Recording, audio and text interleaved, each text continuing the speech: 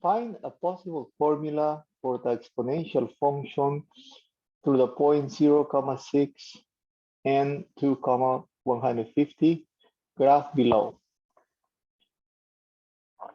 Solution. Remember,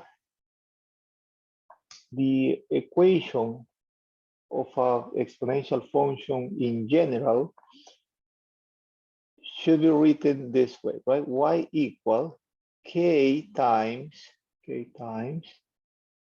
b raised to x, right? Where k is some real number and b is a positive number that cannot be equal to 1, right? Now, this point 0, 6 belongs to the graph, right? So which means that I can substitute x for 0 and y for 6 into this formula. And what I should get is a true statement, right? B, x is 0, right?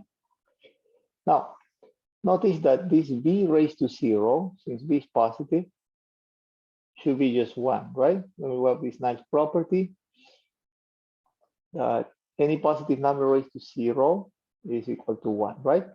So this tells me that k, the constant, should be equal to 6, right? Should be equal to 6.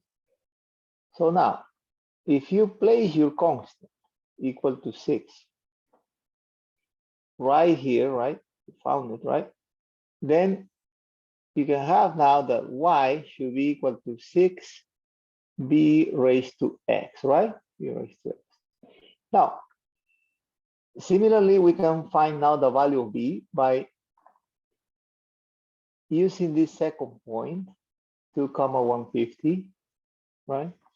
We know this point belongs to the graph, so the coordinates x and y must satisfy this equation, right? So substituting y for 150 and x for 2 here, this is what we get, an equation that we can solve for b, right? Dividing both sides of this equation by 6, we get the following. B squared equal 6 into 150 should be 25. What, Professor, how do you know? Well, I know it because I do mathematics all the time, right? But if you don't know it, you can get it in your scientific calculator. It's 25, right? Great. So now, next, I want b by itself, right? B by itself.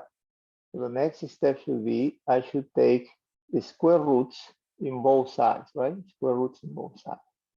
I know b is positive, so I don't have to consider a plus minus here, right?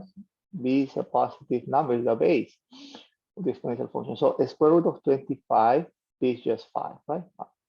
So now that I got b, I can go back to the equation and replace it. And therefore, we have found an exponential function satisfying the requirement, right? Which is this one.